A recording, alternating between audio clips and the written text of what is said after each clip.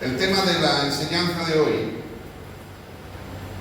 fiel en dar a Dios lo que es de Dios. Fiel o siendo fieles en dar a Dios lo que es de Dios. Y automáticamente yo sé que muchos estamos pensando en algunas cosas, pero yo te quiero hablar de tres cosas donde debemos de mantenernos fieles en dar a Dios lo que es de Dios. Jesús enseñó en Lucas 20:25: dad a César lo que es de César y a Dios lo que es de Dios. Entonces, Dios o Jesús nos enseña a vivir en ese equilibrio de dar a Dios lo que es de Dios y de dar a César lo que es de César. Y vamos a ver qué significa eso en esta mañana. Jesús también enseñó a sus discípulos el principio de más bienaventurado es dar que recibir. Más bienaventurado. Bienaventurado significa dichoso, feliz de corazón. Y dice Jesús que son más felices de corazón los que dan que los que reciben. En el mundo es al contrario. El mundo, guiados por la avaricia, la tacañería y la codicia, queremos más recibir que dar. Pero nosotros no somos o no pertenecemos a este mundo. Vivimos en el mundo, pero vivimos en el reino de Dios. Vivimos en el mundo, pero no somos del mundo. Nosotros pertenecemos al reino de Dios y no pertenecemos al sistema de este mundo. Jesús enseñó que debemos dar a César lo que es de César y a Dios lo que es de Dios. La pregunta de esta mañana sería: ¿qué podemos dar nosotros a Dios? ¿Qué podemos dar a Dios? Bueno, yo quiero decirte que solo podemos dar lo que tenemos. No podemos dar algo que no tenemos. Esto fue lo que Pedro le dijo a aquel cojo que estaba a la puerta de la hermosa, ¿se acuerdan? La puerta del templo le estaba pidiendo limosna. Pedro con Juan se lo encuentran en la puerta y aquel, imagino que tendría su mano extendida pidiéndole a Pedro una limosna. Pedro, como no tenía ni un céntimo, ni un euro, no tenía nada. Y Pedro le dice: no tengo plata ni oro, pero lo que tengo te doy. Entonces Pedro da lo que tiene. La pregunta: ¿qué tenía Pedro? Tenía el poder de Dios en su vida. Lo que tengo te doy. Pedro estaba lleno de poder de lo alto y eso fue lo que le dio. De tal manera que aquel cojo recibió el impacto de lo que Pedro tenía en su corazón. Recibió sanidad, se levantó y caminó. También Pedro le dio fe para creer que este hombre podía ser sanado. Y cuando Pedro le habla, las palabras de Pedro impactan en el corazón del hombre de tal manera que él cree que Dios le puede sanar. Y cuando Pedro le dice: levántate y anda, automáticamente se levantó y anduvo. Recibió sanidad divina por medio del apóstol Pedro. No tenía plata, no tenía oro, pero tenía el poder de Dios. Ahora, ¿qué podemos nosotros dar? ¿Qué podemos dar? Sin duda alguna no podemos dar lo que no tenemos. Daremos lo que tenemos. Y en ese contexto quiero hablar de tres cosas que sí podemos dar a Dios. Podemos darle. Y una de las cosas que podemos darle a Dios es la adoración debida a su nombre. Podemos y debemos dar a Dios nuestra adoración. ¿Por qué? Porque Él se lo merece. Porque Él busca nuestra adoración. Dice Juan, Jesús enseñó que el Padre, Dios el Padre, está buscando adoradores que le adoren en espíritu y en verdad. Y cuando Jesús habla esta palabra con esta mujer samaritana, Jesús está diciéndole que Dios busca adoradores. Entonces Dios te busca a ti para que tú seas un adorador. Ahora, Es necesario que tú seas, que seamos adoradores para poder dar adoración a Dios. No podemos dar si no somos adoradores. Y para ser adoradores de Dios implica algunas cosas que tenemos que vivir en nuestra vida. Y una de las cosas que tenemos que vivir es ser fiel a Dios. Eso implica, si quieres ser un adorador, tienes que ser un hombre, una mujer fiel a Dios. Es imposible ser un adorador de Dios y no ser fiel a Dios. Entonces tú podrás cantar, podrás entonar, podrás cantar muy bien, pero no serás un adorador. No podrás dar a Dios tu adoración.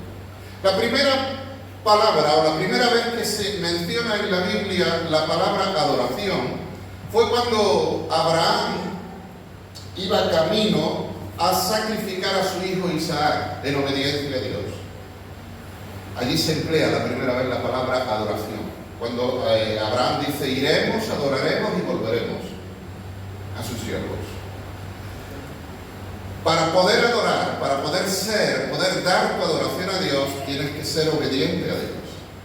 Abraham iba camino a sacrificar a su hijo Isaac. ¿Por qué? Porque Dios se lo había mandado. Y en obediencia a lo que Dios le dijo, él fue. Y él pudo dar a Dios su adoración a través de su obediencia. Y en el último segundo, décimas de segundo, Dios detuvo la mano de Abraham para que no ofreciera a su hijo en sacrificio.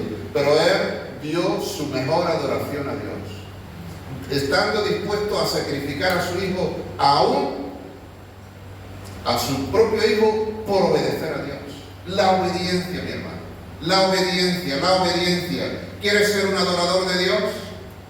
Tienes que obedecer a Dios. ¿Queremos ser una iglesia adoradora de Jesús? Tenemos que ser obedientes a Jesús. Tenemos que ser obedientes a Dios. Pues ¿qué busca el Padre? Busca adoradores. Y Dios quiere que los encuentre aquí en medio de la su vida. Que seamos una iglesia adoradora de Dios. Pero no podemos adorar si no somos obedientes. No podremos dar si no somos. Ser un adorador de Dios no es para cualquiera. Está abierto para todos, pero solo unos pocos pueden entrar y dar adoración a Dios. Aquellos que están dispuestos a sacrificar su vida, lo que tienen, lo que son, con tal de obedecer a Dios. ¿Tendría Abraham algo más valioso y más precioso que su hijo?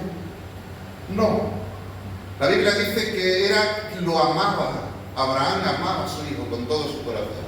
En otra predicación anterior yo mencioné que posiblemente amaba tanto a su hijo Isaac, que quizá estaba dedicando demasiado tiempo a su hijo Isaac y Dios quizá estaba siendo un poco relegado a un segundo lugar en el corazón de Abraham. Eso no lo dice la Biblia, pero yo lo pensé cuando estudiaba y meditaba ese texto.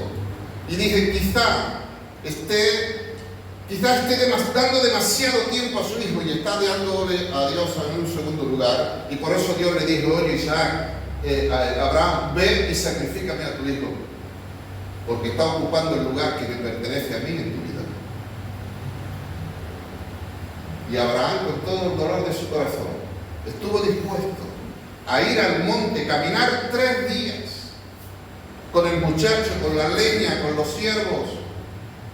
Y cuando vio el monte, el lugar donde Dios dijo que allí lo sacrificara, él le dijo a sus criados, esperaos aquí, que él y yo iremos, adoraremos y volveremos. Y adoró a Dios. Adoró a Dios a través de su obediencia. Entonces, adorar a Dios. Dios busca adoradores. Nosotros tenemos que ser fieles a Dios para poder ser adoradores y poder dar nuestra adoración a Dios y que Dios reciba nuestra adoración. Hay un texto en la Biblia que un verdadero adorador es alguien que ofrece reverencia, que ofrece honor a Dios y tiene una profunda vida de devoción a Dios. El Salmo 30:11, mira lo que nos dice esto. El rey David, aquí hablando él, en su experiencia de vida, él dice esto: has cambiado mi lamento en baile. En esta mañana lo hemos cantado en la primera canción que hemos cantado. Has cambiado mi lamento en baile. Había habido una transformación de duelo, de luto, de dolor en la vida de David, que ahora, en vez de haber tristeza, duelo y dolor, ahora hay gozo, alegría y fiesta. Y también dice, desataste mi cilicio y me ceñiste de alegría. El cilicio es como una vestimenta que se usaba para la penitencia del cuerpo, para el cuerpo físico, para castigar de alguna manera por el pecado del cuerpo físico. Y él dice, me ceñiste, desataste mi cilicio, o sea, quitaste de mí ese dolor, esa penitencia, y me ceñiste de alegría. Y el versículo 12, él dice, por tanto, por cuanto has transformado mi vida, has hecho todo esto en mí, él dice, a ti cantaré, gloria mía, y no estaré callado. Por tanto, a ti cantaré, gloria mía, y no estaré callado. Un adorador de Dios, una persona que es adorador de Dios, adora a Dios en su obediencia, en su manera de vivir, con su estilo de vida, con su fidelidad. Pero un adorador también en medio de la congregación levanta su voz en adoración a Dios. Canta, porque hay gozo en el corazón, porque hay alegría en el corazón, porque entiende que Dios merece el honor, la gloria, la honra. Y como él vive eso, entonces no puede estar callado. Cantamos gloria, aleluya, yo no puedo estar callado.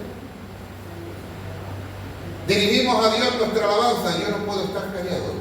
Yo no puedo estar distraído, no puedo estar mirando el móvil, no puedo estar hablando con otra persona. Estamos en un momento santo de Dios, donde estamos expresándole a Dios, dándole a Dios nuestra adoración.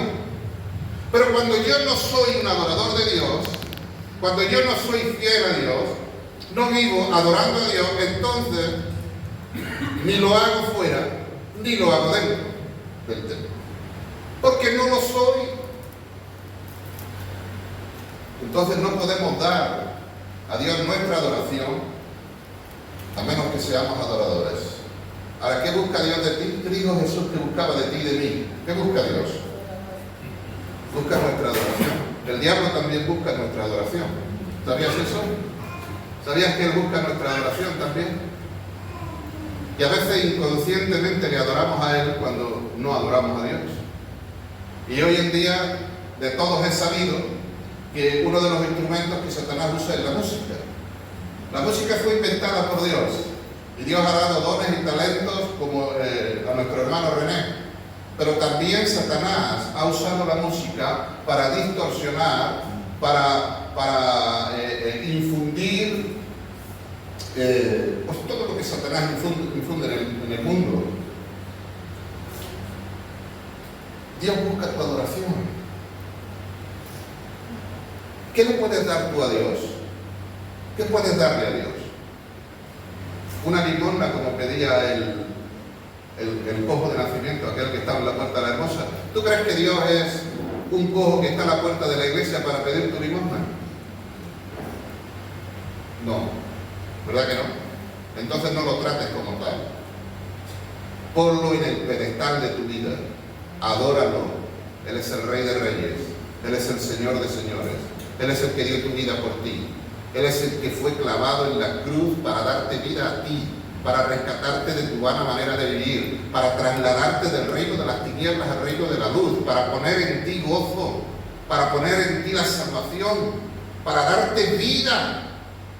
No lo trates como si estuviera a la puerta pidiendo una limosna.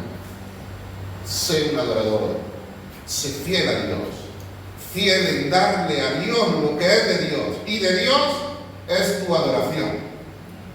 Y cuando no se la das a Dios, se la estás dando al diablo, se la estás dando al mundo. Dale a Dios tu adoración, mi hermano. Entonces, dos cosas.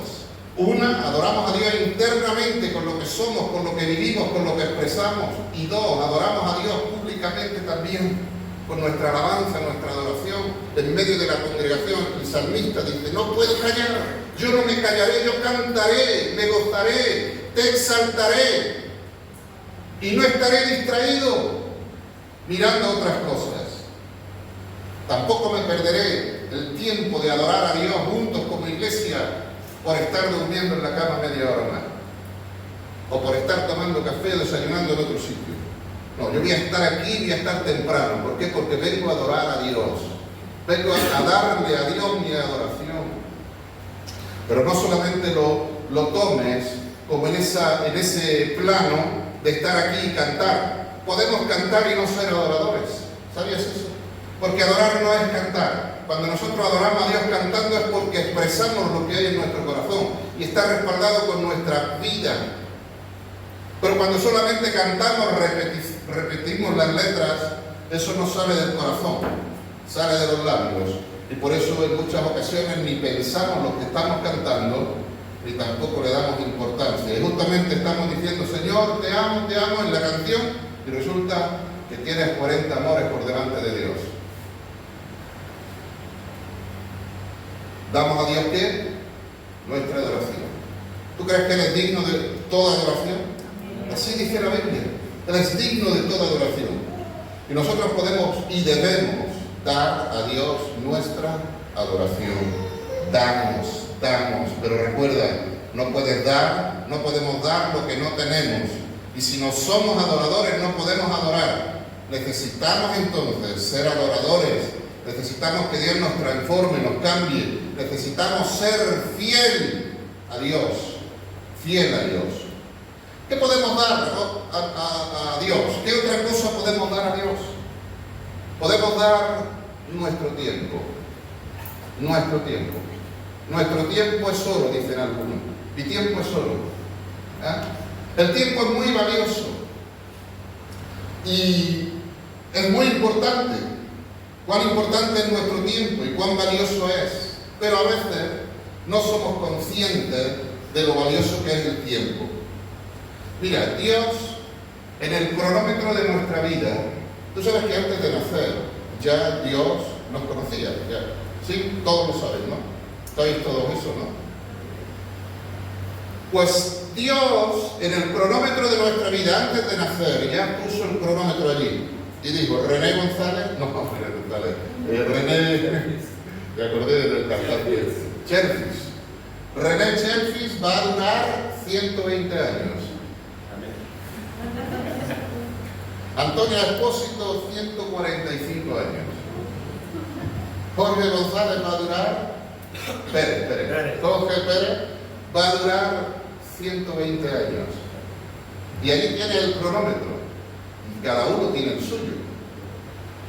Yo no sé los años que yo voy a vivir. Y tú tampoco sabes los años que vas a vivir. Nadie lo sabe. No lo sabemos. No sabemos el tiempo que tenemos por delante. Y a veces hablamos del tiempo futuro. Yo voy a hacer, voy a ir, voy a ver el año que viene, dentro de 3 años, dentro de tanto tiempo. Cuando no sabemos cuándo será el fin de nuestros días. Pero te digo esto, no valoramos el tiempo, a veces no damos la importancia que tiene el tiempo y lo malgastamos. Pero la Biblia, Dios nos enseña a usar bien nuestro tiempo. A que seamos mayordomos de nuestro tiempo, a que usemos bien nuestro tiempo, a que aprovechemos bien nuestro tiempo. Pero resulta que vivimos en una sociedad que no tenemos tiempo para nada. ¿Te pasa a ti también? Solo me pasa a mí. Vivimos en una sociedad, en un corre-corre diario. Y decimos, no tenemos tiempo. No tengo tiempo para orar como quisiera. No tengo tiempo para estudiar la Biblia como quisiera. No tengo tiempo para congregarme en el grupo de vida. No tengo tiempo para ir a los viernes a la oración. No tengo tiempo. ¿Por qué no tienes tiempo? Quizá porque lo mal usas. Quizá porque no lo aprovechas. Quizá porque no eres un buen administrador de tu tiempo. Por eso no tienes tiempo para Dios. Pero sí tienes tiempo para otras cosas. Tienes tiempo para ti, tienes tiempo para la familia, tienes tiempo para el trabajo, tienes tiempo para el César. Pero para Dios no tienes tiempo. Y a veces caemos en ese error. Y a veces caemos en esa dinámica y nos justificamos y no servimos a Dios porque no tenemos tiempo.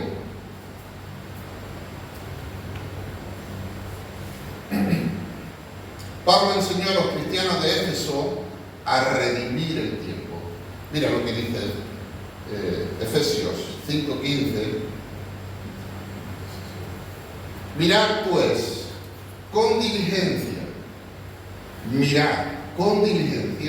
cómo andéis,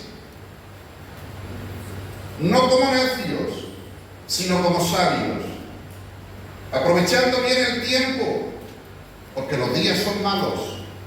Por tanto, no seáis insensatos, sino entendidos de cuál sea la voluntad de Dios.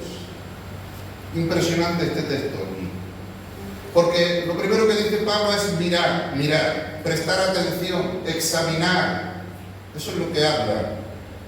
Cuando dice mirar, examinar, mirar, nos invita a la reflexión de cómo estamos andando,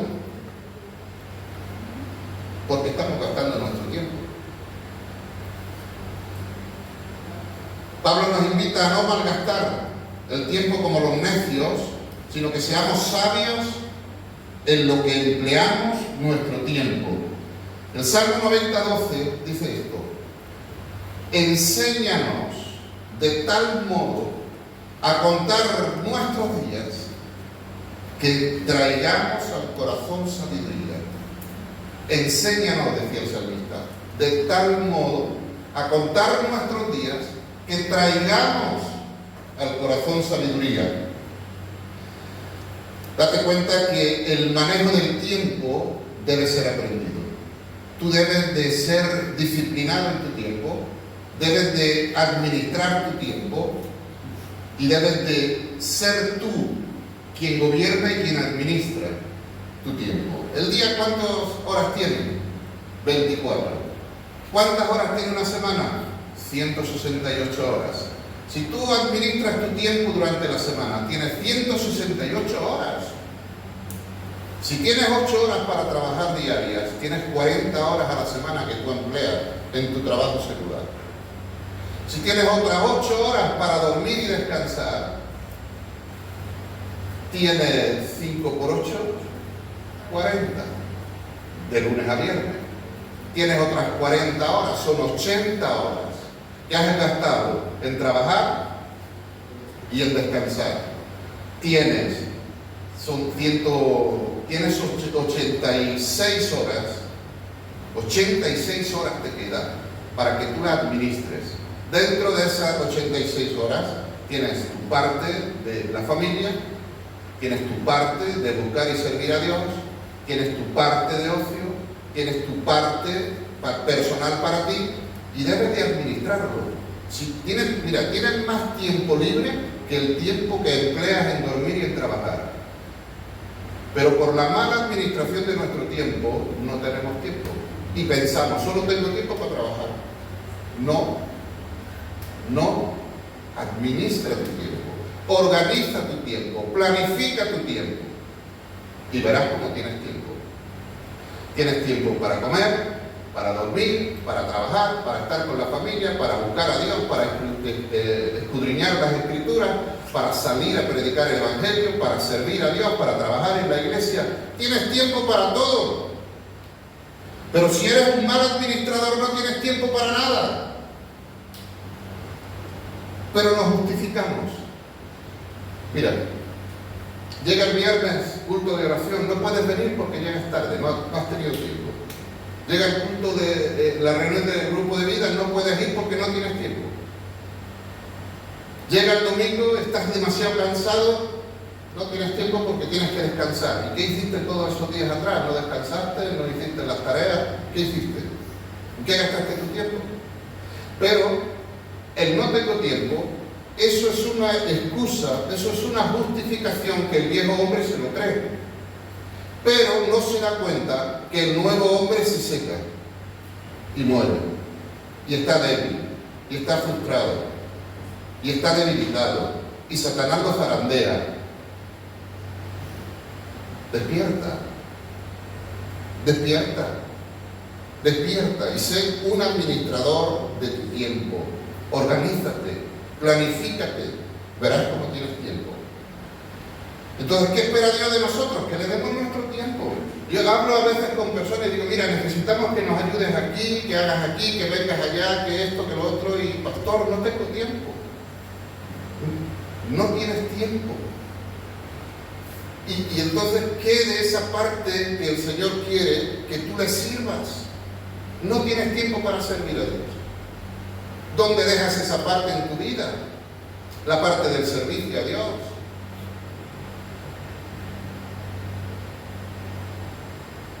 Dios quiere tu tiempo.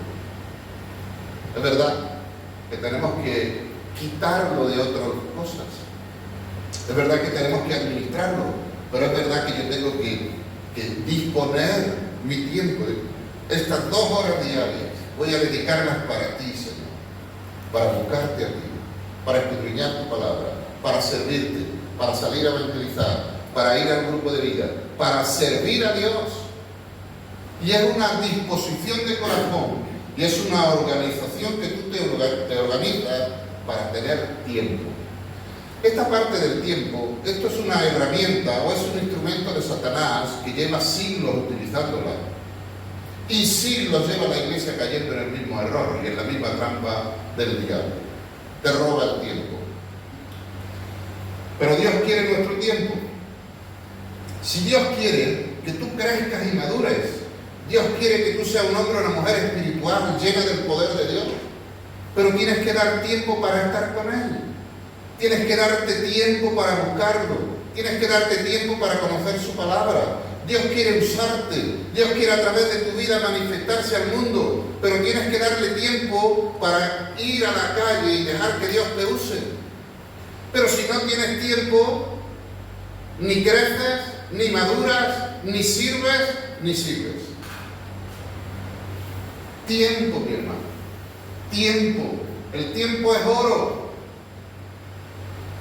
Y hay que emplearlo bien. ¿Sabes? Ese cronómetro que decía al principio, llegará el día donde se acabará. Llegará su fin, se apagará. ¿Y qué le vas a decir luego a Dios? No tuve tiempo, Señor. ¿Cómo? A ver, que te di 120 años. ¿Y en 120 años no has tenido tiempo? ¿Y qué quieres? ¿Que te ponga ahora en el pedestal de allí del cielo? Seamos sensatos. Pablo dice, no seáis necios, aprovechad bien el tiempo, sino sabios.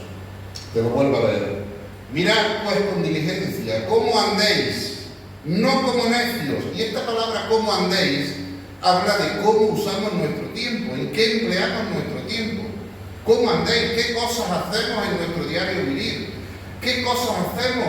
¿En qué cosas estamos andando? A veces hacemos cosas que ni aprovechan, ni son útiles, pero sí está consumiendo nuestro tiempo. No como necios, sino como sabios, aprovechando bien el tiempo, porque los días son malos. Por tanto, no seáis insensatos, sino entendidos.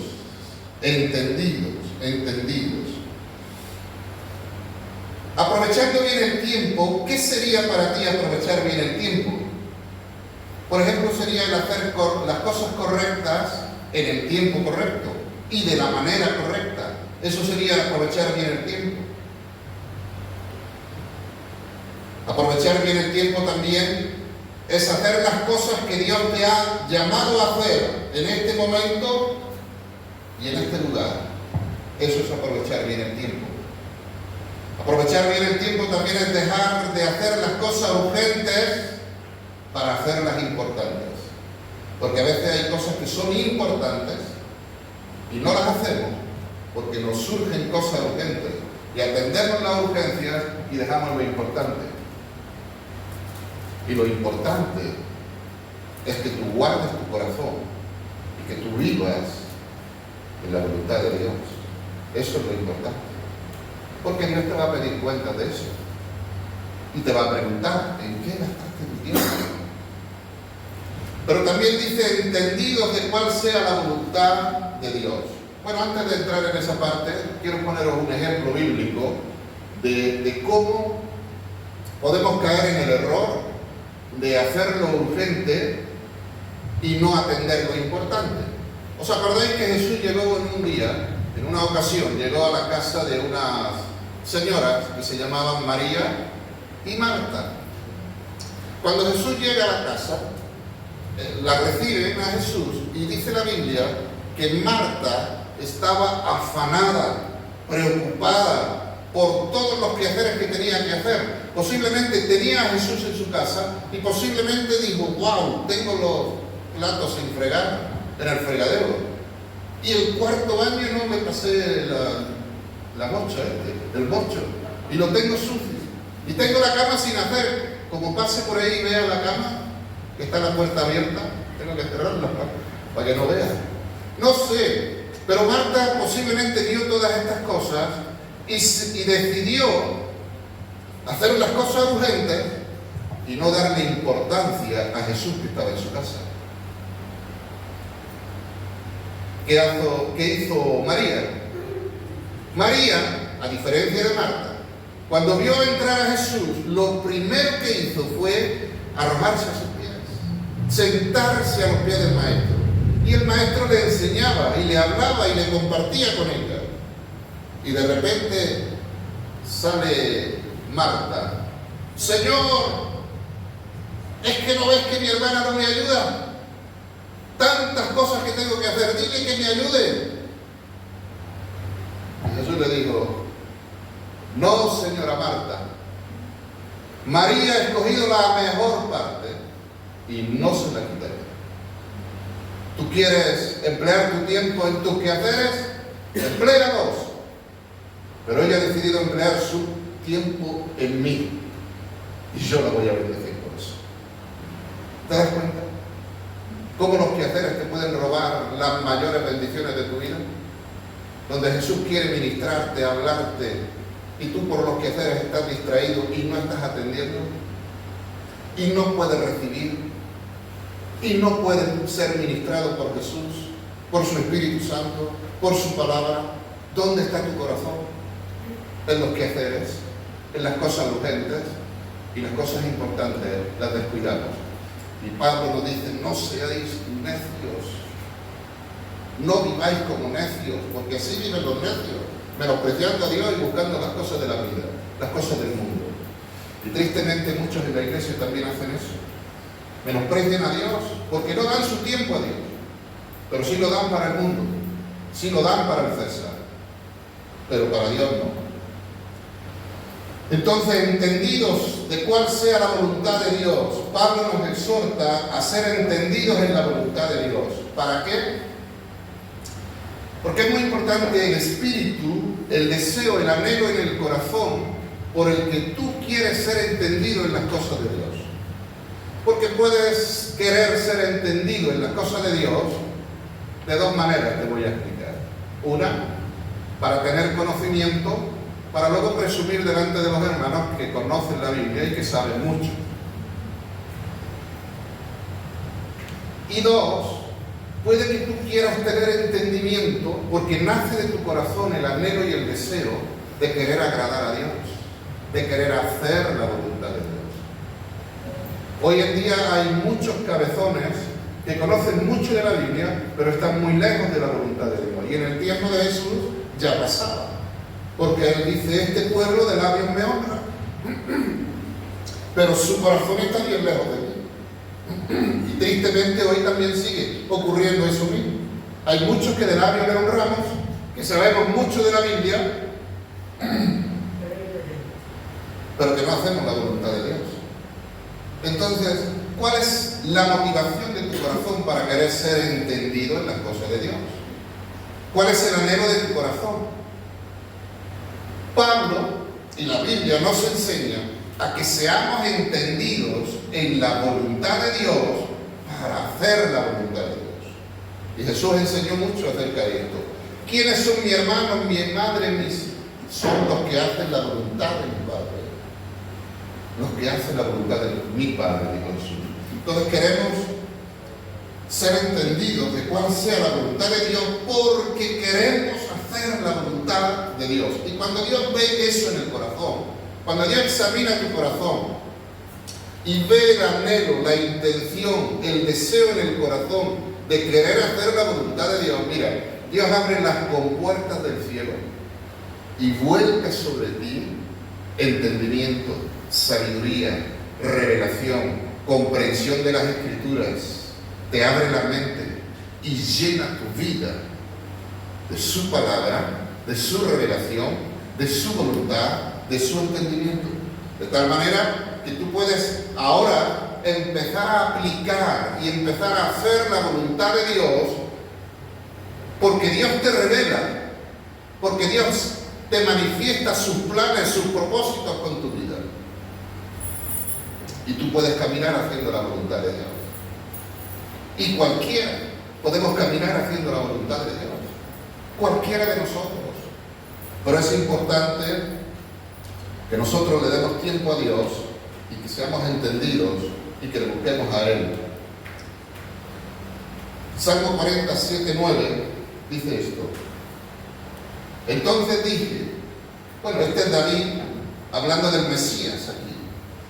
Dije, he aquí, vengo, en el rollo del libro está escrito de mí, y él dice, el hacer tu voluntad, Dios mío, me ha agradado.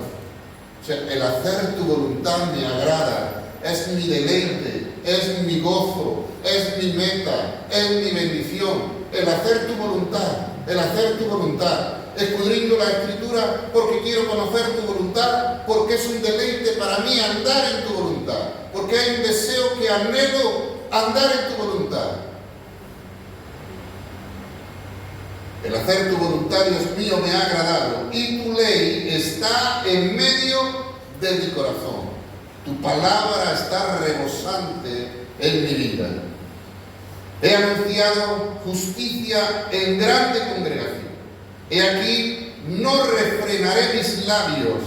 Jehová, tú lo sabes. Tú sabes lo que hay en mi corazón. Tú sabes lo que yo hago. Tú lo sabes. Que Dios pueda ver eso en nosotros. Amén. Que Dios pueda ver eso en ti y en mí. En cada uno de nosotros. Damos a Dios nuestra adoración. Damos a Dios nuestro tiempo. Y damos a Dios nuestro dinero. Damos a Dios de lo que Él nos ha dado a nosotros. El dinero es un tema que no nos gusta que nos toquen mucho. ¿Verdad o no? Hombre, seamos sinceros. No nos gusta que el pastor nos hable del dinero. Pero Jesús, Él lo tocó ese tema. Y lo tocó en muchas ocasiones. Y Él habló en sus enseñanzas, y he aquí, gracias. Y aquí en nuestro contexto, de nuestro texto base que hemos visto en esta mañana, ¿cuál era el texto base? ¿Alguien se acuerda? Dar, pues, al César lo que es de César, y a Dios lo que es de Dios.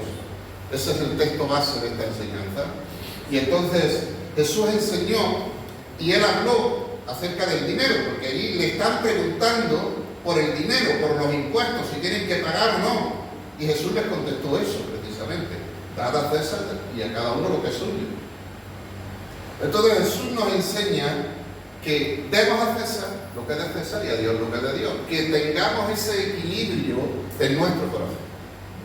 Que mantengamos ese equilibrio. Ahora, cuando hablamos de César, ¿quién es César en nuestros días? Porque en ese momento César era el emperador, el gobernante, el que gobernaba, y de cierto tenía su cara impresa en la moneda. Por eso Jesús pregunta, ¿de quién es la moneda? A ver, ¿quién hay ahí escrito? El César. Pues dáselo al César. Entonces, hoy en nuestros días, ¿quién sería el César?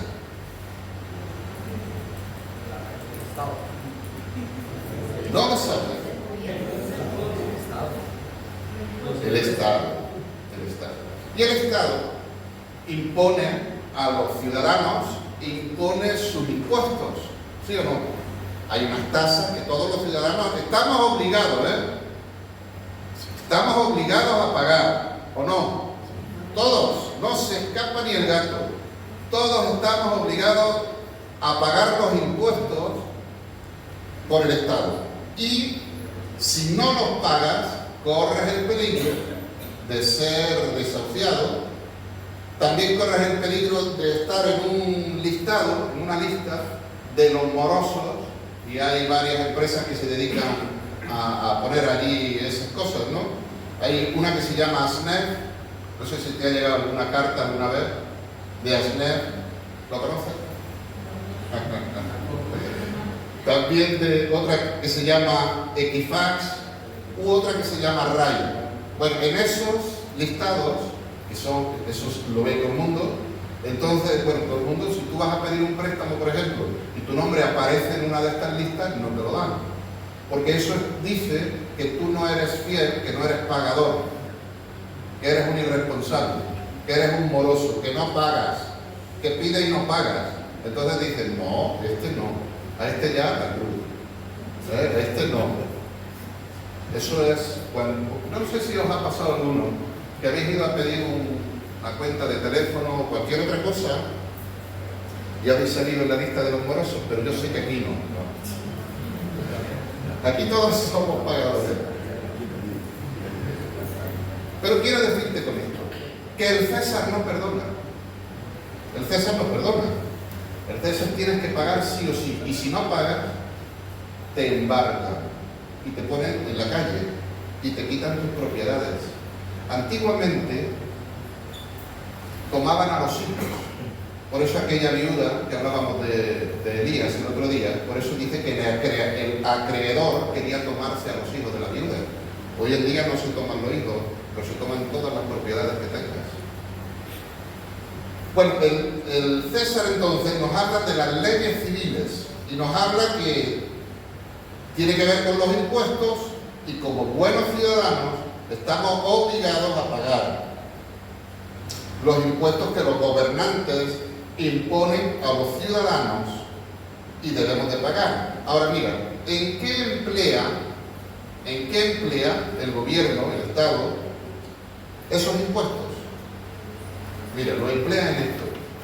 Los impuestos son los medios que los gobernantes usan para obtener los recursos económicos necesarios para sostenimiento de los gastos públicos de una nación.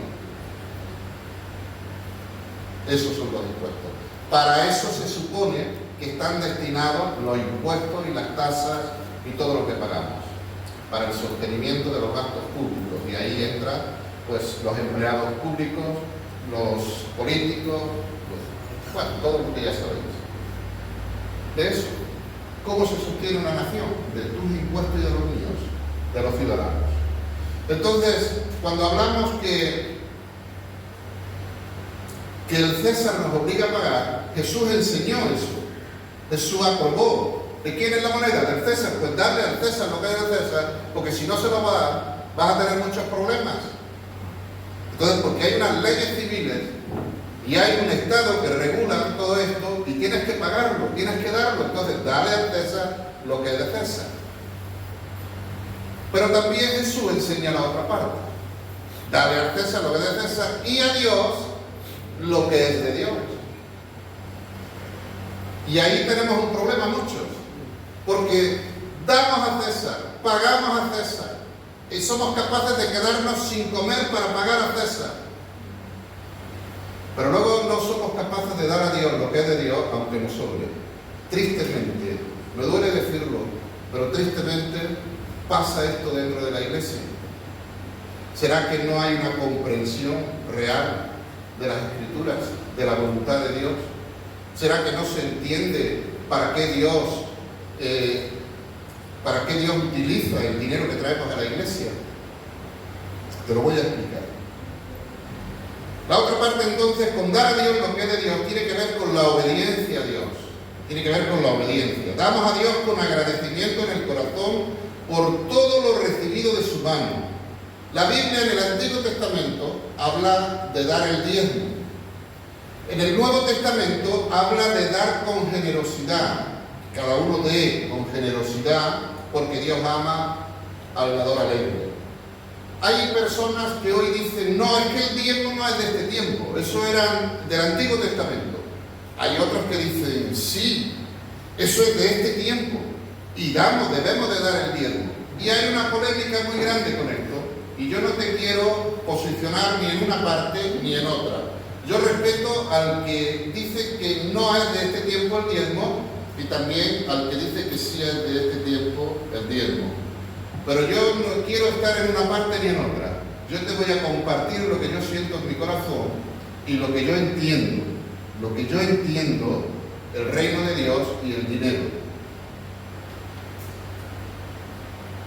Más allá del diezmo, entonces debemos de ver el principio. El principio.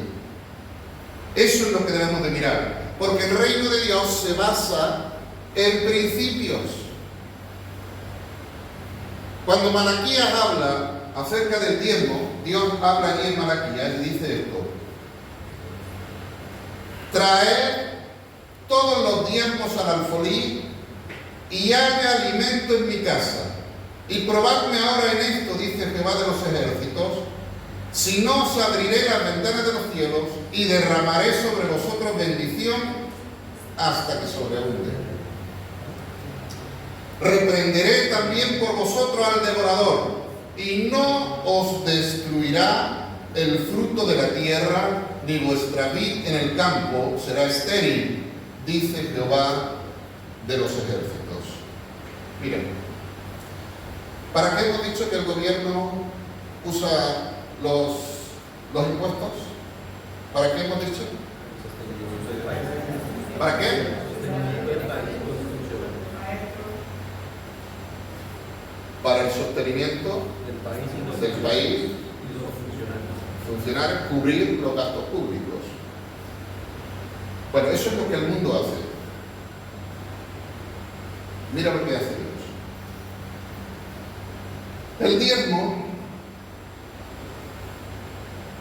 son los medios que Dios usa para proveer de los recursos económicos necesarios para el sostenimiento de la Iglesia y para proveer los recursos económicos para la extensión de su reino en la tierra.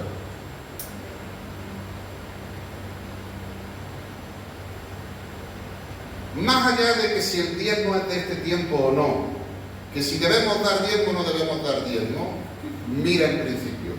¿Qué Dios organizó, planificó y pensó para el sostenimiento, para cubrir los gastos de su iglesia y para la extensión de su reino en la tierra? Aquí en Malaquías hemos leído que dijo Dios: traer todos los diezmos al alfolí y haya alimento en mi casa. ¿Qué es el alfolí? El alfolí es una especie de granero donde traían del fruto de la tierra, traían el diezmo y cada quien traía lo que tenía. Con eso que contribuía cada uno, que Dios mandó, con eso se administraban y se pagaban o se daban de comer, se alimentaban los que estaban sirviendo en el templo.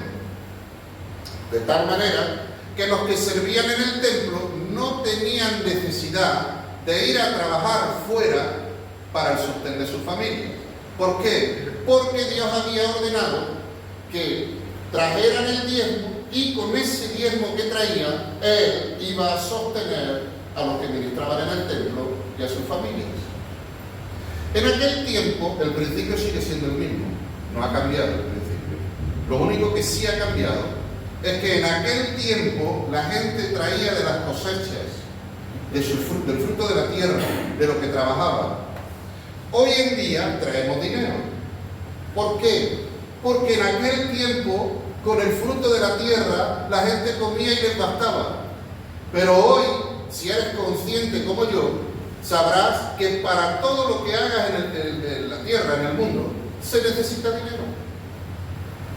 ¿O qué? O vamos con un kilo de arroz y le pagamos a alguien. ¿Verdad que no? Si tú vas al Mercadona tienes que llevarte tu cartera con tu dinero y pagar tu comida. Si vas a usar un transporte, tienes que pagar dinero y pagar tu transporte. Si tienes un coche, tienes que ponerle gasolina, tienes que ir a la gasolinera y pagar con tu dinero. Si quieres hacer algo, tienes que ir y usar el dinero. Todo se mueve con dinero. Entonces, ¿para qué traemos el dinero a la casa de Dios?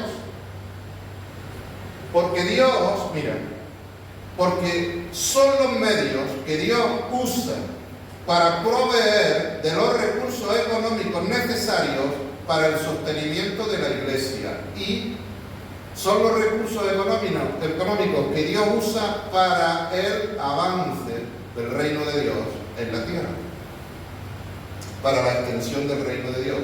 Mira, muy simple. Aquí tenemos este local, gracias a Dios por este local. Pagamos 816, más luego cada 3 meses 456 de IRPF. Estamos hablando que nos ponemos en 1100 aproximadamente cada mes. Pero luego después tenemos otros gastos, tenemos suministros eléctricos, suministro de agua, tenemos el mantenimiento del local, en fin, tenemos gastos aquí. Si tú decides no dar tu diezmo porque eso era del Antiguo Testamento y frenas tu mano, y eso lo haces tú, lo haces tú, lo haces tú, lo hago yo, resulta que llega el mes y viene el dueño del propietario del local y nos dicen, sí, mucha iglesia, mucho Dios, pero ustedes se van a la calle ya.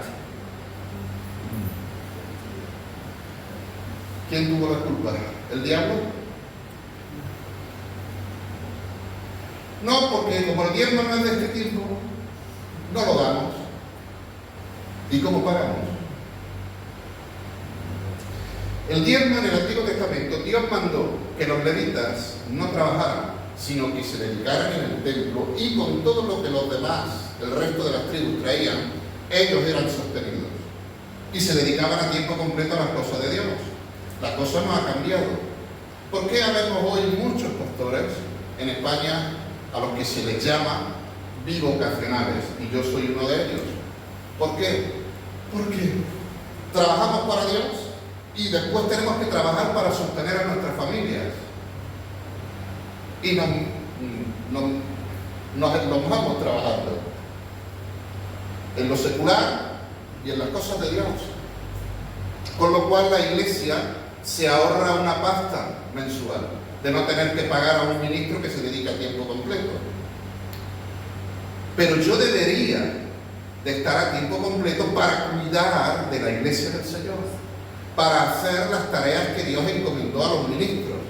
Pero hay muchas tareas que no puedo hacer porque tengo que trabajar y traer el alimento a mi casa. Entonces, ¿qué pasa con eso? Pasa que las iglesias sufren mucho, van muy ralentizadas, van muy poco a poco, muy despacio, porque no podemos más. ¿Qué pasaría si el pastor estuviera a tiempo completo? Mira, si yo gasto 8 horas diarias o 9, que gasto más, porque yo a las 6 de la mañana ya estoy en pie, pero si gasto 8 o 9 horas diarias en trabajar secularmente, si esas 8 o 9 diarias, más aparte de las que ya invierto, las invirtiera en la iglesia, mira, no pasaría una semana que no te visitara, no pasaría una semana que no habláramos personalmente, que recibiera administración, atención, lo que necesitas, porque el pastor está ahí para cuidar de la grey del Señor.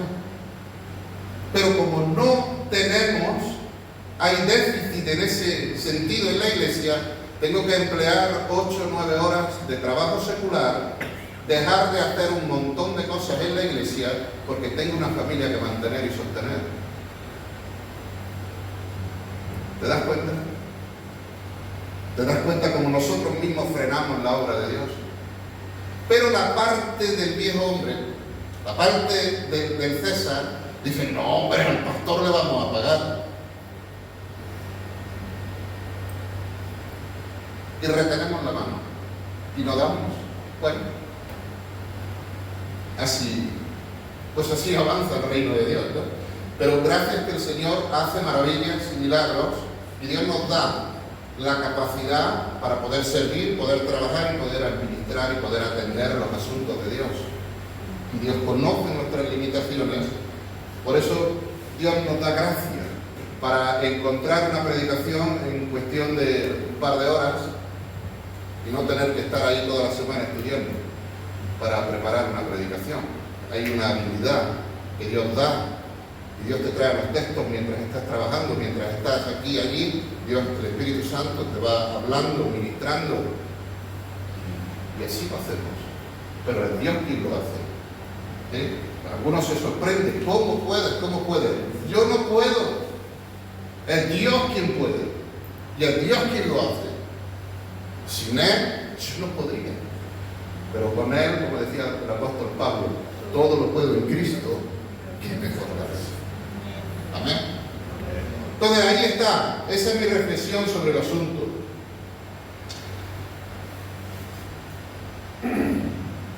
La otra parte es la de la extensión del reino de Dios. Entonces, esa parte es para el sostenimiento de la iglesia, de sus ministros y demás. Pero la otra parte es para la extensión del reino. Porque Dios nos ha llamado a extender su reino. Dios no nos ha llamado a conformarnos y a acomodarnos. Dios nos ha llamado a extender el reino de Dios. Y predicar el evangelio. Bautizar, establecer iglesias. Hemos abierto en Albatera. Albatera conlleva un gasto. Conlleva un esfuerzo en todos los aspectos, económico, financiero, pero también a nivel personal, de desgaste, de esfuerzo, de tiempo y de todo. Pero vale la pena. ¿Por qué vale la pena? Porque extendemos el reino, obedecemos a Dios en esa área. Estamos trabajando en Orihuela. Orihuela, idem de lo mismo.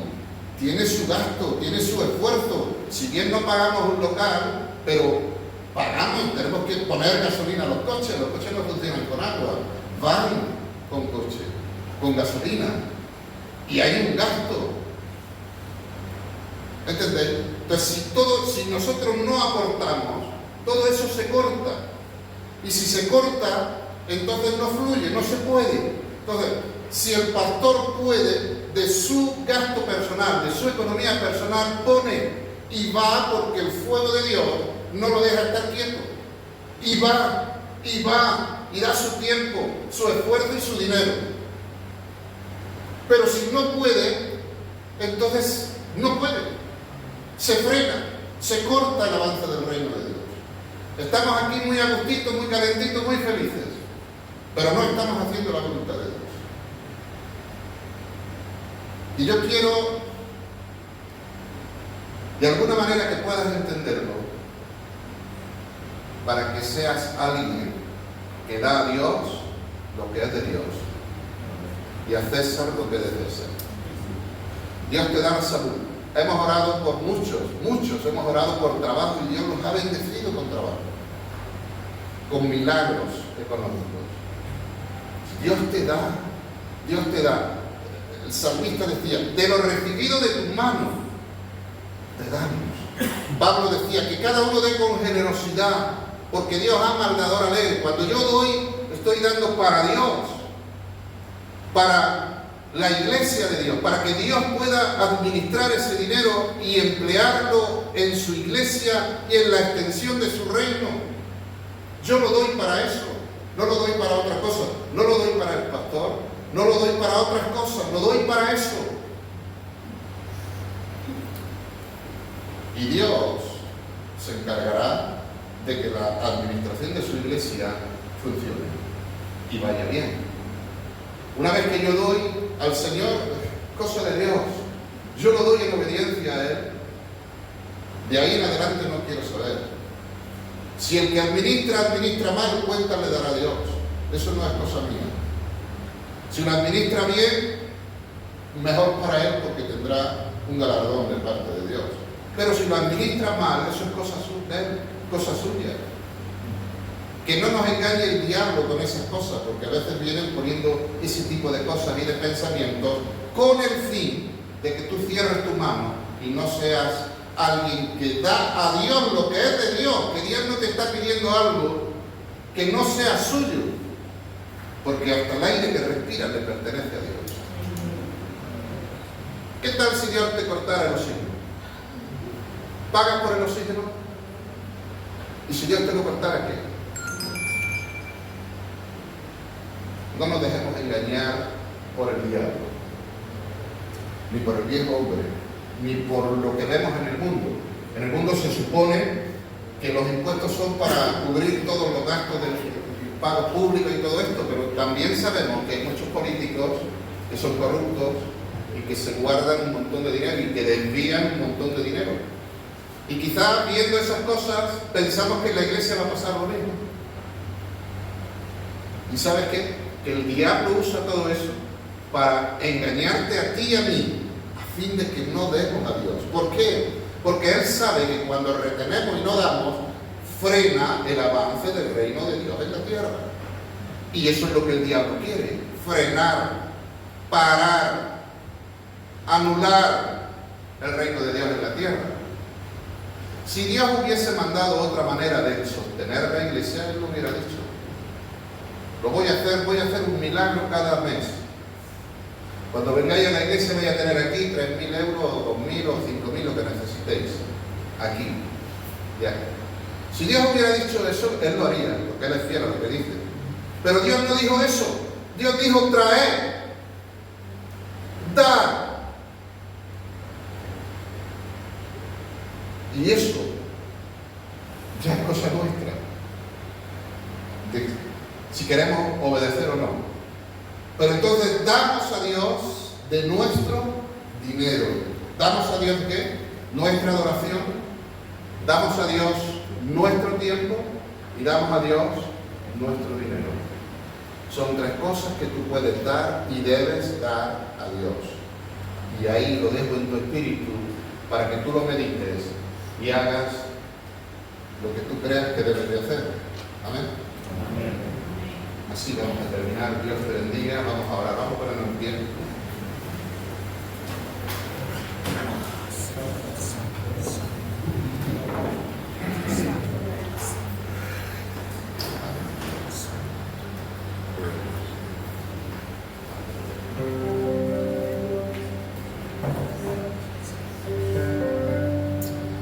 El diablo ha distorsionado el tema del diezmo entre los cristianos a fin de que no haya recursos, porque de esa manera sabe que frena el avance del reino de Dios.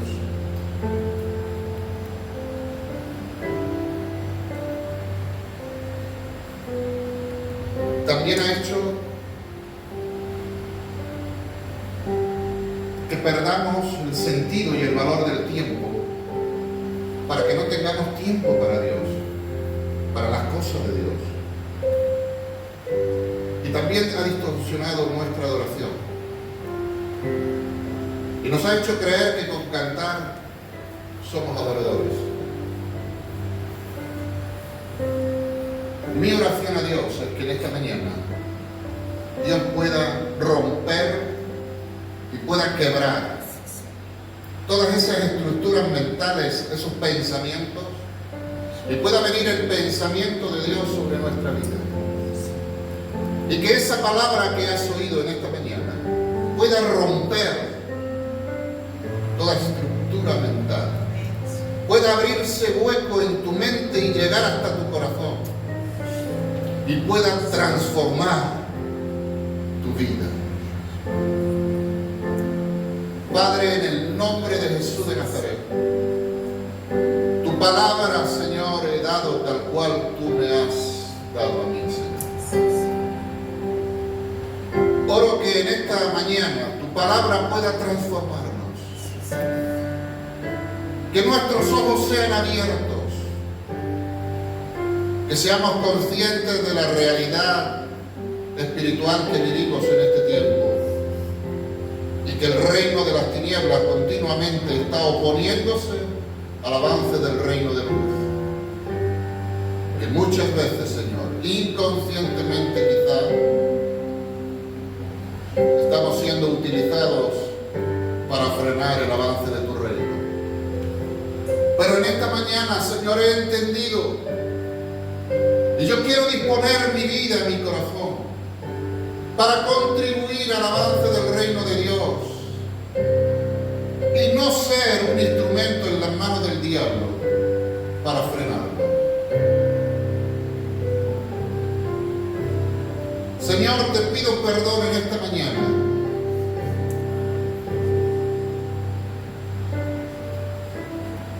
porque muchos de nosotros como iglesia, como congregación,